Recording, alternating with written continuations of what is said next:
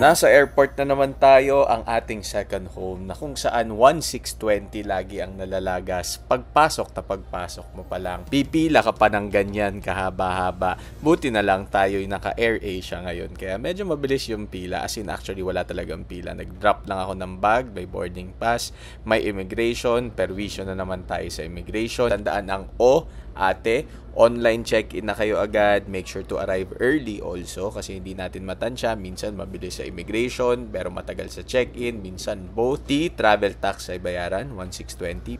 E-travel ay kailangan ma-access nyo yan through eGov app din para mas mabilis na, para andun na agad yung data.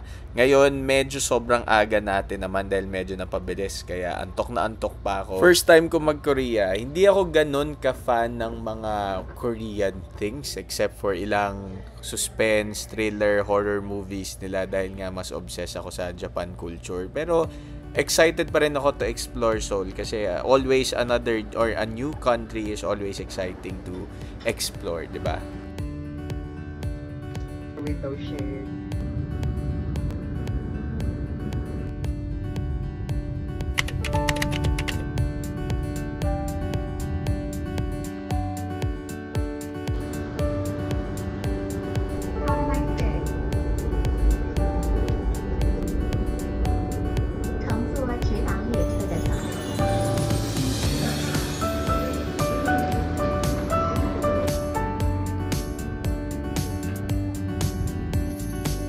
After ilang oras ng pagbabiyahe, welcome to our room for the next few days.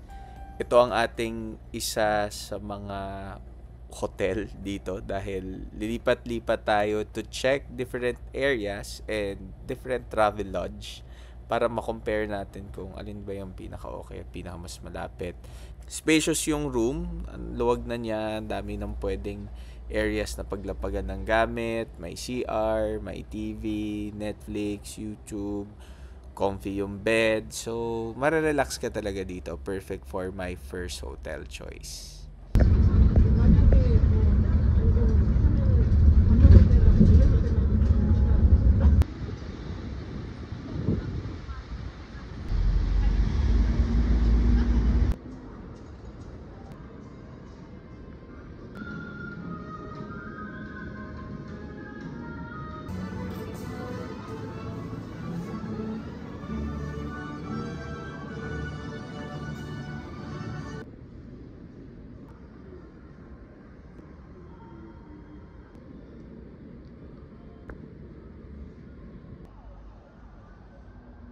Mula sa Contemporary Museum, tatawid lang tayo dito papunta sa Gyeongbokgung Palace. Pag nandito kayo sa Seoul, marami talaga kayong makikitang palaces. Tapos itong area na to, malapit lang din to sa mga villages Parang konting lakad lang to the west or east ba. So masusulit nyo siya ng isang buong araw kung bibilisan nyo yung pagpupunta nyo sa iba't ibang lugar.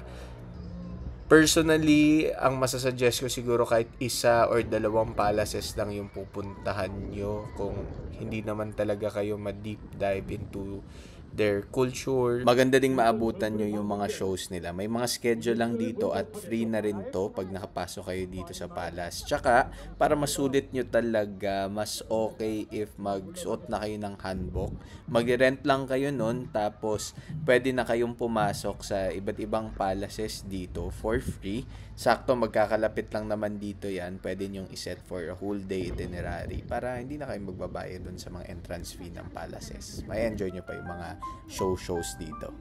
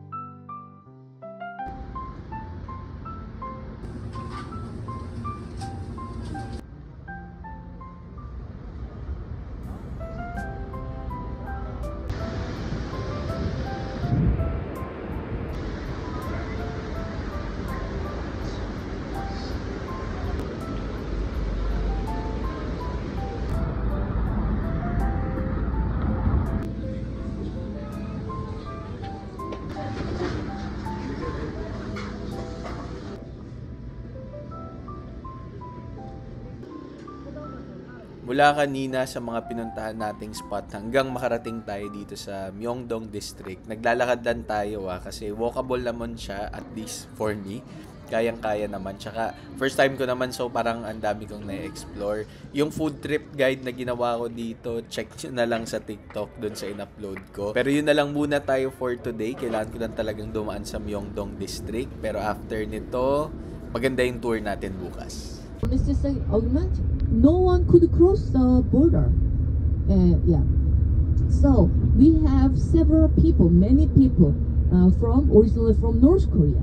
Big recruit for girls. They told the girls that they would give. So we made a protest right in front of Japanese embassy on Wednesday.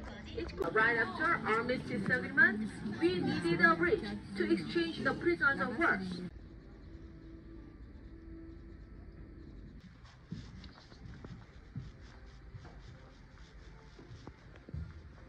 Andun pa rin talaga yung eerie na feeling pag nandito ka sa DMC tour area. Kasi makikita mo sa mga photos yung mga nakatumakas dun sa North Korea, na nakapunta sa South Korea. Makikita mo na hindi talaga nila na-meet yung iba nilang mga kamag-anak. Tapos yung iba wala nang chance at all. Makikita nyo talaga dito yung mga naging experience kahit nga dito sa tunnel na to. Sobrang strict rin dito sa DMC. Kasi alam naman nating may long time dispute nga ang North and South Korea. Yung DMZ or Demilitarized Zone, yun yung parang border na nagsiseparate sa kanila. Isang malawak to, at to this point, kasi di ko siya masyado iniisip yung YouTube footages, kaya makikita nyo na puro naka-portrait na lang siya. Pero makikita nyo sa buong tour, bukod sa matatanaw mo yung mismong zone na nagse-separate, makikita mo rin yung mismong North Korea. Bawal lang talaga mag-video. Papasok ka pa sa isa sa mga tunnel na ginawa ng North Korea para ma-infiltrate mismo yung Seoul. Grabe, ang dami mong matututunan, mga nakakalungkot pang kwento. For me, must experience talaga tong DMC tour na binuko lang din sa Klook. Tapos good thing pa, matatapos siya ng maaga, mga 2 PM halos, tapos na half day lang siya. So marami ka pang pwedeng gawin sa gabi.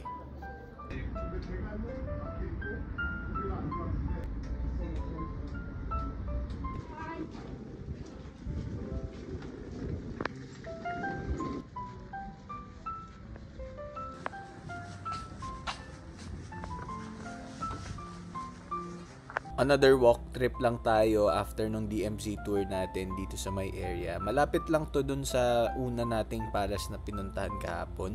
Yun nga lang, na-separate ko siya. But pwede nyo tong i-day trip nga. Tulad nga ng sinabi ko, pag nag-rent kayo ng hanbok, isunod nyo na rin to dahil nasan doon na rin siya sa buong area. Kasabay na rin nung isang Hanok village na sinabi ko recently. So, ayan yung mga pwede nyo makita dito.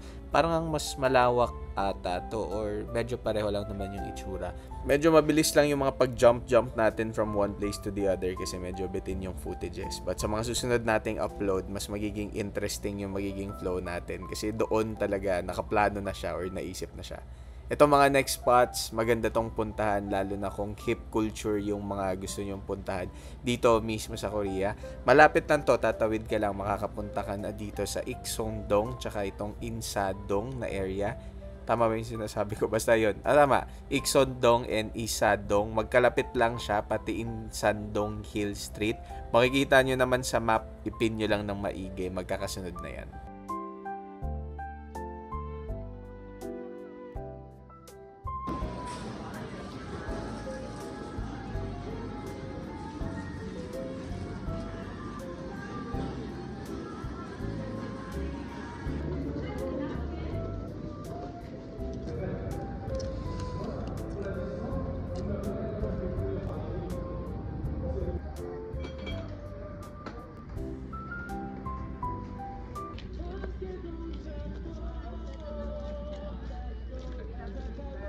Ayan, magandang umaga mga tropa. Nag-avail tayo ng another tour sa Klook kasi nga gusto natin, wag muna natin i-DIY to. Medyo malayo-layo kasi mapunta dito sa Alpaca World, at least kasama na yung ticket.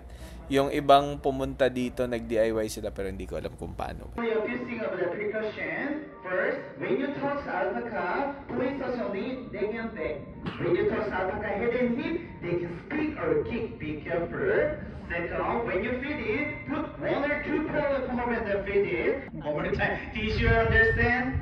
Okay, thank you. And I put the word has Mexico spell. Mexico spell is 이리와. When I say 하나, 둘, 셋, everybody say 알파카야 이리와. One more. Oh, you Ready? Okay, look over there in the direction. 자, 위쪽을 보고 한번 외쳐보도록 하겠습니다. Okay, 하나, 둘, 셋.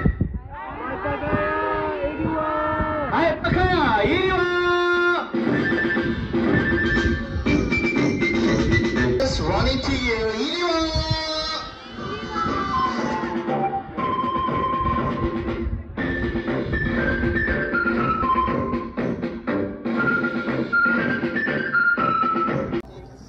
Ayan, nanahin natin to. Ay, gago to snub. Parang nakakaya naman lapitan to mga to. Ayaw nila lumapit sa akin. Hanap tayo ng... Ito. Psst! Hay! Halika. Yum. Cute. Sobrang cute. Sa pato, oh. Nagtira pa ng isa. Para daw sa next tropa niya. Ikaw, hi, oh. Sarap pala niyan. Amoy feeds yun. Pagkain talaga nila, no? Tsaka yung coat nila, amoy kulog. Pero sobrang cute, grabe. Lalo na pag kumain. Tapos parang, nafe-feel mo yung, ipin. Dumidikit sa kami may ipin, laway-laway. Tapos ayan na, babalik na sila dun sa normal areas nila. Tapos, pwede nyo pa rin sila ma-meet. Pero hanggang dun lang yung feeding session. Kaya mas maganda talaga, mapuntahan nyo siya ng pinaka-umaga.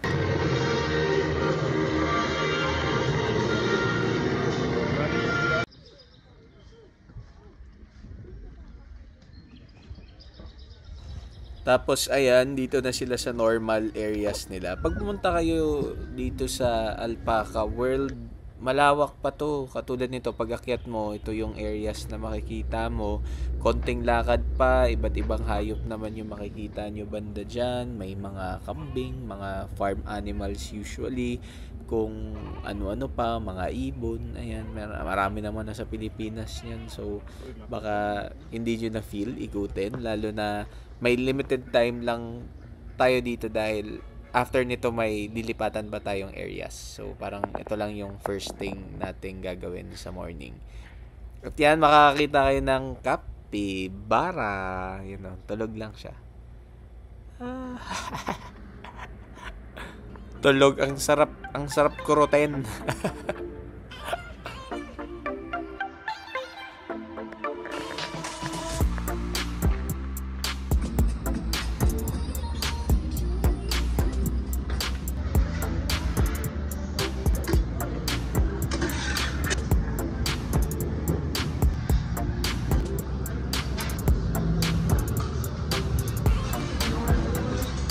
Buti kain time na. Ayan, nagluluto pa tayo. Gutom na ako. Tapos pinagluto pa. Pero masarap daw talaga to. Kaya sige, tiyagain natin. Sakto talagang karang kaya ko tong ubusin talaga mag-isa. Yan, lumapit na si Bossing. So, hayaan na muna natin siyang mag-ayos. Huwag natin pakilaman yung style niya.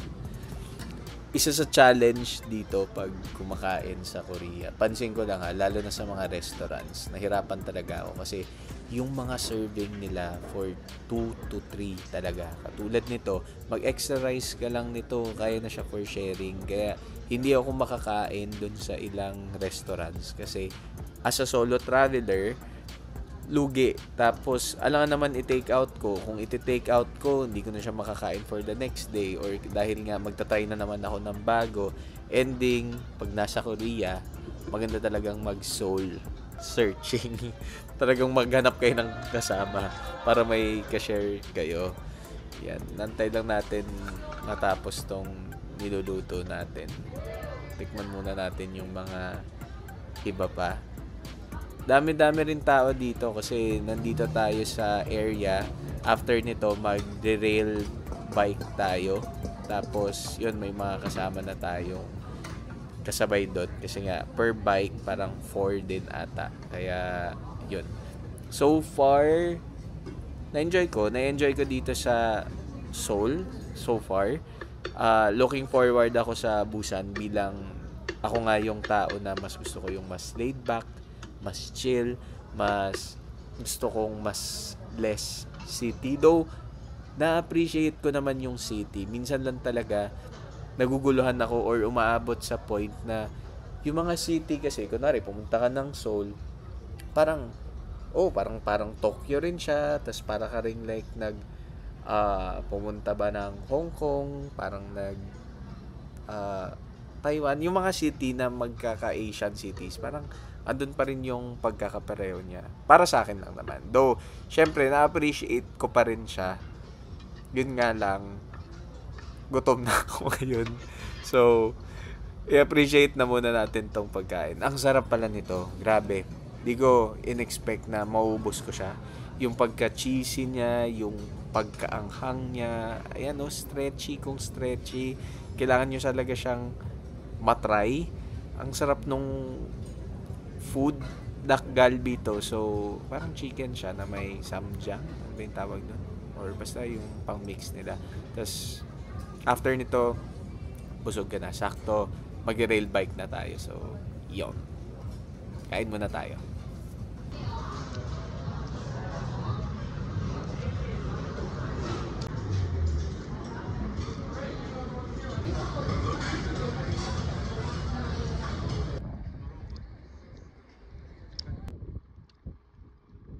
Itong ginagawa natin ngayon, isang buong tour na to sa Klook ha. So, madali nyo siyang ma-avail. Wala na akong iniisip bukod sa sarili ko na lang at sa pagbayad ko agad sa Klook.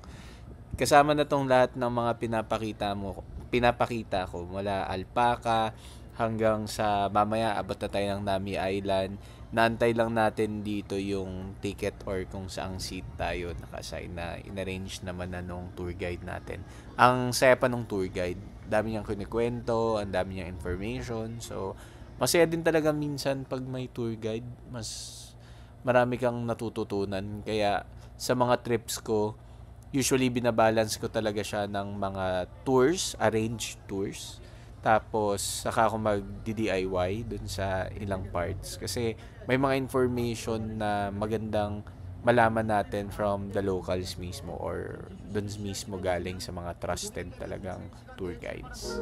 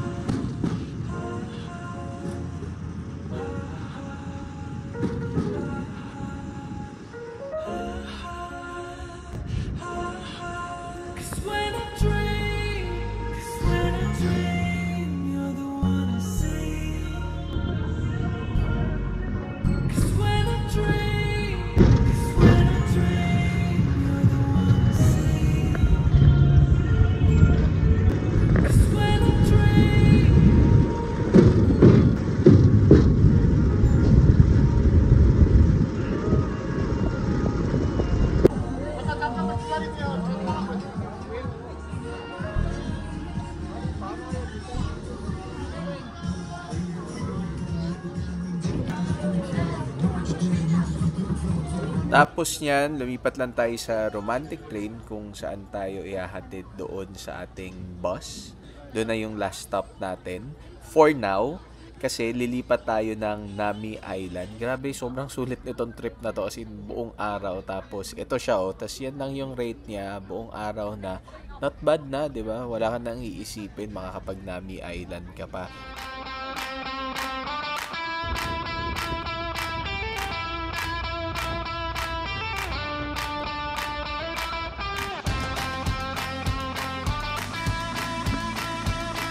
Abangan nyo sa susunod na episode yung mga pupuntahan pa nating places. Kaya mag-subscribe kayo, abangan nyo. Promise, mas bibilisan ko na mag-upload. Yung huling upload ko medyo natagalan dahil nga na busy at hinahanap ko pa ang aking mojo sa pag-i-edit.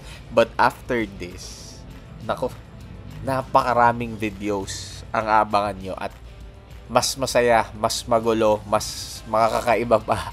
Ang dami ko pang iniisip na i-upload dito para mas maraming kwento kayong mapanood at mapakinggan. So, subscribe lang kayo. Tiyaga-tiyaga lang. Okay nga yan eh. Mas mabilis to. Tapos, hindi masyado sunod-sunod yung video. So, may abangan ka.